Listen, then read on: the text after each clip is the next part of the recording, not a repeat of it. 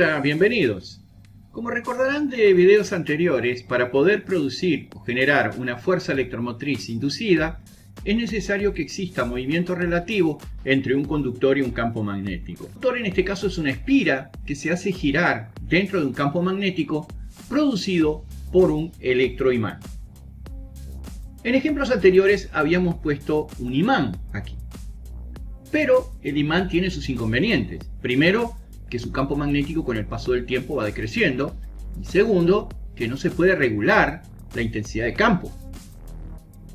Por lo tanto, lo que se usa en general para los generadores es un electroimán. O sea que en lugar de imanes se usan bobinas. Al girar esta espira dentro del campo magnético creado por este electroimán, se induce en sus extremos una tensión que se llama fuerza electromotriz inducida, la cual se puede utilizar para alimentar una carga a través de las escobillas que rozan en el colector. En principio vamos a diferenciar dos grandes partes componentes de una máquina de corriente continua.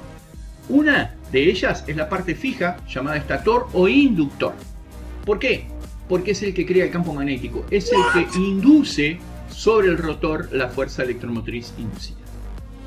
Y la otra parte es el rotor, que es quien genera la fuerza electromotriz, es en quien se induce la fuerza electromotriz, por lo tanto se llama inducido.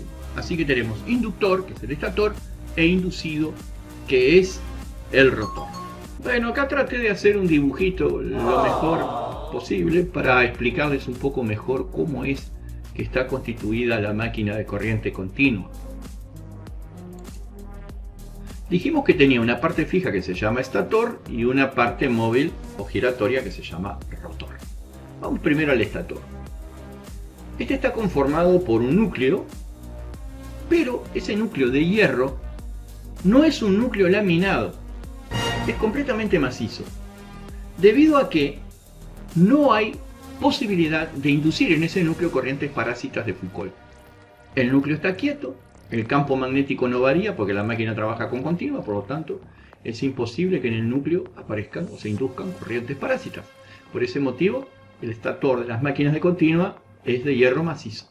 ¡Wow! No ocurre lo mismo con el rotor, porque como el rotor está en movimiento dentro de un campo magnético, en el núcleo del rotor sí se inducen corrientes parásitas y por lo tanto va a estar hecho con un apilamiento de láminas de hierro al silicio. Pero volviendo a esto, ¿no? Tienen ustedes aquí lo que llamamos la pieza polar. En esa pieza polar se va a colocar la bobina, el arrollamiento. Este arrollamiento, una vez que se termina, se envuelve con una cinta de tela que aquí llamamos cinta hilera. No sé qué nombre recibirá en otros países, pero la intención del encintado de la bobina es precisamente aislarla de la pieza polar.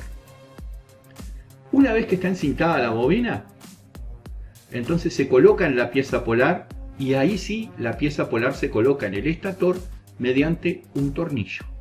Vale decir que el orificio central de la pieza polar tiene rosca interna y en esa rosca interna se coloca el tornillo que va a permitir sujetar la pieza polar al núcleo del estator. Aquí se los dibujé sin la bobina porque les quise representar el tornillo para que ustedes vean cómo era. Y aquí ya con la bobina colocada, es decir, esta misma bobina está puesta en la expansión polar, ya está puesto el tornillo y queda fijo en el núcleo del estator. En este caso estamos frente a una máquina de dos polos.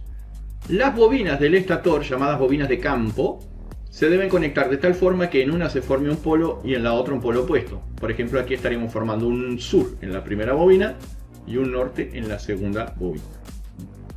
Tiene que haber dos polos opuestos, lógicamente, para que pueda haber una circulación de líneas de fuerza entre los dos polos y formar ese campo dentro del cual va a estar inmerso el rotor.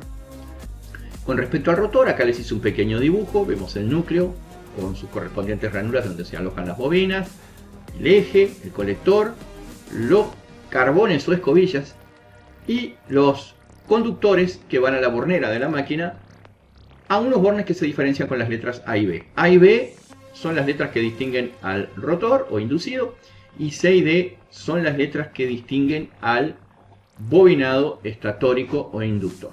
Ojo, porque en algunos casos pueden cambiar estas letras, pueden ser E, F e incluso pueden ser JK. Pero de eso vamos a hablar después.